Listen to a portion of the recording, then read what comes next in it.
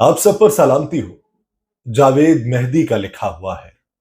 चराग का कद बढ़ाने वालों की खैर यारब, हवा को दुश्मन बनाने वालों की खैर यारब, मुसाफिरों को जो धूप में छांव दे रहे हैं, ये पेड़ पौधे लगाने वालों की खैर यारब। हम इससे पहले तो सिर्फ नफरत को जानते थे, हमें मोहब्बत सिखाने वालों की खैर यारब। मैं डर रहा हूं कि भाव रोटी का बढ़ गया है, ये जहर सस्ता है खाने वालों की खैर यारब।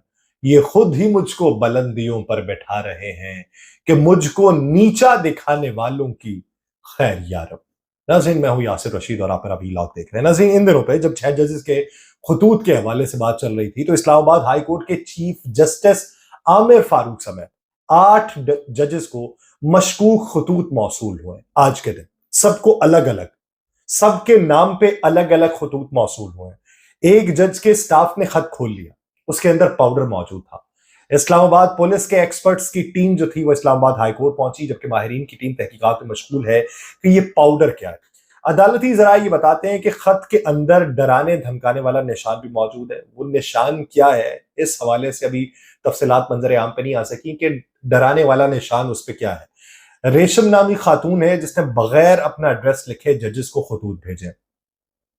अदालती जराये ने बताया है कि स्टाफ ने जब खत खोला तो उसके अंदर सफूफ था और खत खोलने के बाद आंखों में जलन शुरू हो गई। एक ने ये बताया कि आंखों में जलन भी शुरू हुई और होंठों के ऊपर भी उसे जलन महसूस हो रही है।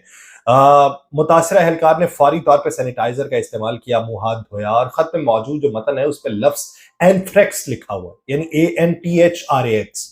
इस्लामाबाद हाई कोर्ट ने आईजी इस्लामाबाद और डीआईजी पुलिस को तलब कर लिया है। मशकूक खत एक ऐसे वक्त में सामने आया है कि जब इस्लामाबाद हाई कोर्ट के 6 जजेस ने चंद रोज पहले सुप्रीम जुडिशल काउंसिल को एक खत में अदालती मामलात में दखल अंदाजी का मामला उठाया और जिस पे कमीशन बना, कमीशन भी तहलील हो गया और अब उसके ऊपर सू मोटो सुप्रीम कोर्ट ले चुकी हुई है। सू मोटो के हवाले से क्या इत्तलात है कि सू मोटो क्यों लिया गया, इसके बारे में बात करेंगे। लेकिन इस्लामाबाद हाई कोर्ट के जजेस को खतूत के जरिए जो थ्रेट दिया गया है उस पे इस्लामाबाद हाई कोर्ट के जजेस को मशकूक खत की फराहमी के हवाले से इस्लामाबाद पुलिस की जो टीम है वो हाई कोर्ट पहुंच के तहकीकात इस वक्त कर रही है। और चीफ जस्टिस आमिर फारूक साहब ने ये बात भी इसमें की है। साइफर केस में जब आज उसकी समाअत थी तो उन्होंने ये कहा कि साइफर केस की समाअत इसलिए ताखीर से शुरू हो रही है क्योंकि हमें कुछ खतूत मिले हैं और बादियो नजर में ये हाई कोर्ट को डराने की धमकी दी गई है। ये जो एंथ्रेक्स है, ये अगर आप इसे गूगल करें तो आपको ये मालूम पड़ेगा कि ये एक बीमारी है, मुताद्दी बीमारी है जो ग्राम पॉजिटिव छड़ी की शक्ल के बैक्टीरिया की वजह से होती है, जिसे बैसिलस एंथ्रेसिस भी कहा जाता है। ये कुदरती तौर पे मिट्टी में पाया जाता है और आमतौर पे दुनिया भर के घरेलू और जंगली जानवरों को मुतासर करता है। लोग एंथ्रेक्स से बीमार हो सकते हैं अगर वो मुतासर जानवरों या आलूदा जानवरों की मसनूआत के राबते में आते हैं। एंथ्रेक्स जो है वो इंसानों और जानवरों दोनों में शदीद बीमारी का बाइस बन सकता है, शदीद बीमारी का। तो ये एक किस्म का वायरस है जो जिससे डराया गया और अगर ये किसी स्टाफ ने खोलने की बजाय जज साहब ने बाकायदा खुद खोल लिया होता, अमूमी तौर पे स्टाफ ही खोलता है और किसी ने ये धमकाया है स्टाफ के जरिए, यानी स्टाफ को बली का बकरा बनाने की कोशिश की गई है कि स्टाफ खोले, स्टाफ बीमार पड़े और इससे जज साहब को ये पैगाम पहुंचाया जाए कि देखें अगर ये स्टाफ इस तरह मुतासिर हो सकता है तो आप भी हो सकते हैं। तो बाकायदा तौर पे ये एक किस्म का कत्ल की धमकी ही मानी जाएगी, क्योंकि जब आप किसी को बाकायदा तौर पे किसी बीमारी में मुलव्वस करने की धमकी देते हैं तो इसका मतलब ये है कि आप उसको कत्ल की धमकी दे रहे हैं, क्योंकि किसी के आसाब मजबूत, किसी के कमजोर और अगर कोई उससे ज्यादा मुतासर होता है तो क्या बनेगा। अब इसका क्या लुबे लुबाब निकलता है। इस पर बानी पीटीआई के मुकदमात की अगर बात की जाए तो आज साइफर का मुकदमा था, लेकिन जो एक मुकदमा थाना मारगला में उनके खिलाफ दर्ज था उससे वो बरी हो चुके हैं। मजिस्ट्रेट मुरीद अब्बास ने थाना मारगला के मुकदमे में बानिया पीटीआई समेत تمام ملزمان کو باعزت برطی کر دیا اور ملزمان کی جانب سے وکلاء سردار مشرف خان اور آمنہ علی عدالت کے سامنے پیش ہوئے ہیں۔ اب آپ اس سے پہلے دیکھیے کہ اس سے پہلے توشہ خانہ کیس میں بھی ان کی ضمانت معطل ہو چکی ہے اور انہیں ضمانتی مچلکوں کے عوض ان کی جو سزا ہے وہ معطل ہو کے ضمانتی مچلکوں کے عوض رہا کرنے کا حکم دیا ہے۔ مرکزی اپیل کے اوپر سماعت جو ہے وہ ہونا ہے اس کے بعد عید کے بعد۔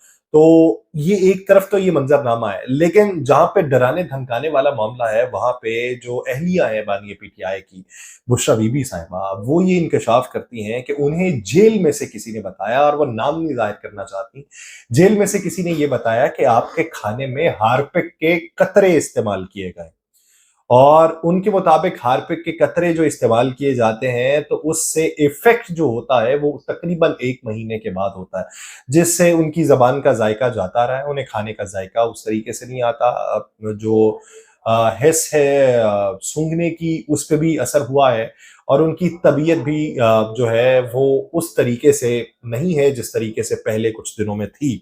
تو انہیں یہ خدشہ ہے کہ ان کے کھانے میں رفتہ رفتہ یہ زہر ملایا جا رہا ہے۔ یہ کس کی طرف سے ملایا جا رہا ہے اس پہ انہوں نے ببانگ دول کوئی بات نہیں کی، کسی کا نام نہیں لیا۔ ہاں انہوں نے چھپے الفاظ میں یہ کہا ہے کہ جیل سے کسی نے بتایا، لیکن جیل سے کس نے بتایا اس کا بھی نام نہیں لیا۔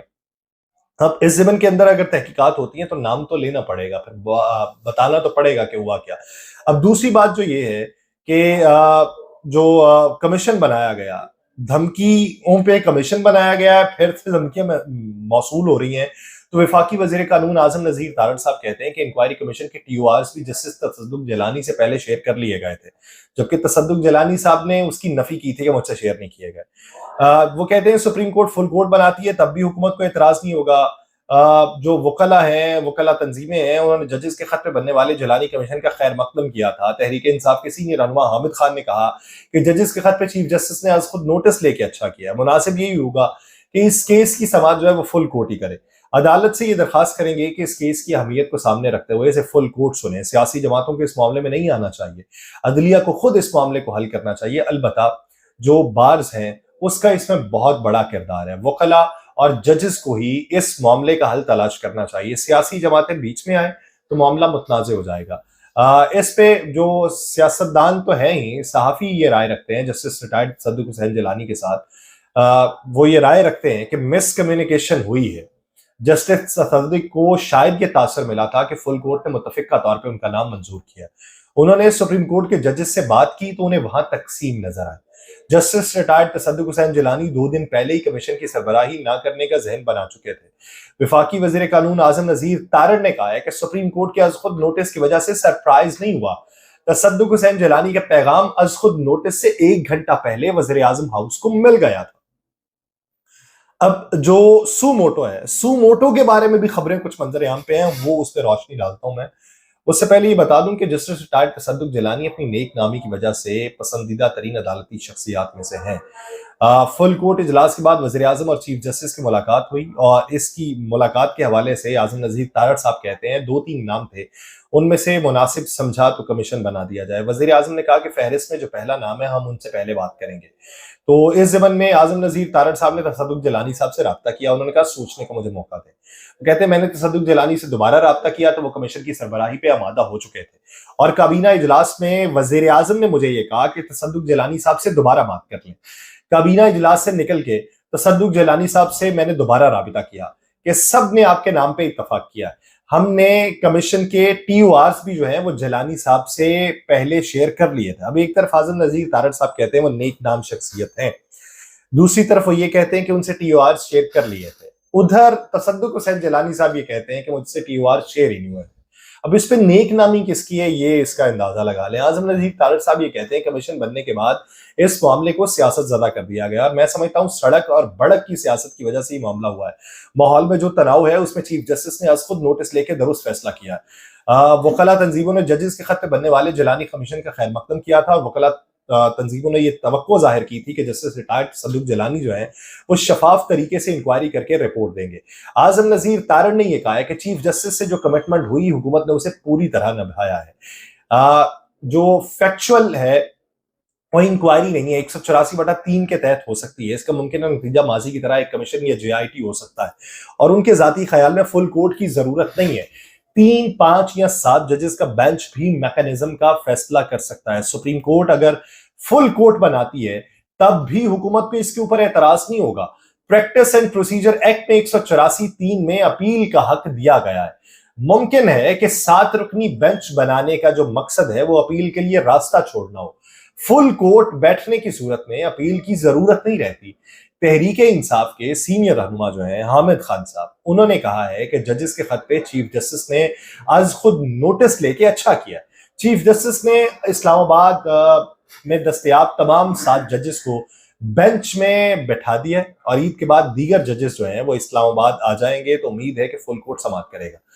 अब इस ज़मन के अंदर लोग ये राय रखते हैं, PTI ने तो, हामिद खान साहब ने कहा है, PTI ने नहीं कहा, हामिद खान साहब वाला मामला इस वक्त और है, इन दिनों में तो और है। वो ये कहते हैं मुनासिब यही होगा कि इस केस की समाअत जो है फुल कोर्ट ही करे, और अदालत से ये दरखास्त करेंगे कि इस केस की अहमियत को सामने रखते हुए इसे फुल कोर्ट सुने। साबिक चीफ जस्टिस इफ्तिखार चौधरी और जस्टिस काजी फाइज ईसा साहब के केसेस को भी फुल कोर्ट ने सुना था। हामिद खान साहब का कहना था कि ये मामला किसी पटिशन पर नहीं आया, जजेस की शिकायत पे आज खुद नोटिस लिया गया है। तो इस केस में 2 मुखालिफ फरीकैन जो हैं वो एक दूसरे के सामने नहीं है। अदालती मामलात में मुदाखलत करने और मर्जी के फैसलों के लिए दबाव डालने का इल्जाम जो है वो एग्जीक्यूटिव इदारों पे लगाया गया है। मुनासिब यही है कि अदलिया हकाइक जानने और इकदामात के लिए इंक्वायरी करे, और इंक्वायरी के लिए सुप्रीम कोर्ट ऑफ पाकिस्तान में सुप्रीम जुडिशल काउंसिल से मशवरा ले सकती है। और सियासी जमातों की अपनी मजबूरियां होती हैं, उनके अपने मफादात होते हैं। इस मसले को अदलिया और बार से मुतल्लिक एक कौमी मामला समझते हुए इस पे मुत्तफिक होना चाहिए। लेकिन जो आज खुद नोटिस लिया गया है, इस ज़मन के अंदर कुछ इतलात ये भी हैं कि अब जो खबरें मंजर आम पे हैं, वो खबरें किस हद तक मुस्तनद हैं या उसे मुस्तरद किया जा सकता है, इसके ऊपर अलग से राय हो सकती है। खबरें ये थी कि तसद्दुक हुसैन जिलानी साहब वाला मामला जो था कमीशन बनाने का, तो उस पे बात ये है कि ये जो जजेस जिन्होंने खतूत लिखे थे, ये जजेस जो थे वो 184/3 के हवाले से एक दरखास्त सुप्रीम कोर्ट में दायर करना चाहते थे, और उसमें ये भी मौक़िफ़ अपनाना चाहते थे, ये खबर के मुताबिक, कि चीफ जस्टिस जो है वो उस बेंच से अलहदा रहे। लेकिन उससे पहले ही चीफ जस्टिस ने इस मामले को भांपते हुए आज खुद नोटिस ले लिया और मर्जी का बेंच बना लिया। लेकिन अगर ये चीफ जस्टिस ने मामले को भांपते हुए किया तो वहां पे मामला ये बनता है कि अपील का हक तो फिर भी मौजूद होता है। आप एतराज उठा सकते हैं बेंच के ऊपर, आप बेंच की तब्दीली के ऊपर बात कर सकते हैं। जब आप 6 जजेस हैं तो बेंच की तब्दीली के ऊपर अगर आप बात करेंगे तो फिर मामला कहां पे निकलेगा। तो इसलिए ऐसी खबरें तो बहुत सी सामने आती हैं। फुल कोर्ट में भी 2 किस्म की राय पाई जाती है। कुछ जजेस ये कहते थे कि खत लिखने वाले जज हमारे हीरोज हैं, दूसरी तरफ ये भी कहा गया कि ऐसी बात नहीं है, ये निज़ाम इंसाफ में दूसरों की इंटरवेंशन के ऊपर बातें हो रही हैं। बहुत सारी बातें, लेकिन हकायक जो है इस उम्मीद के साथ कि बेहतरी की तरफ होंगे और सभी उसके ऊपर मुत्तफिक होंगे, जो नतीजा निकल पाएगा। मुझे दीजिए इजाजत, अल्लाह के बाद।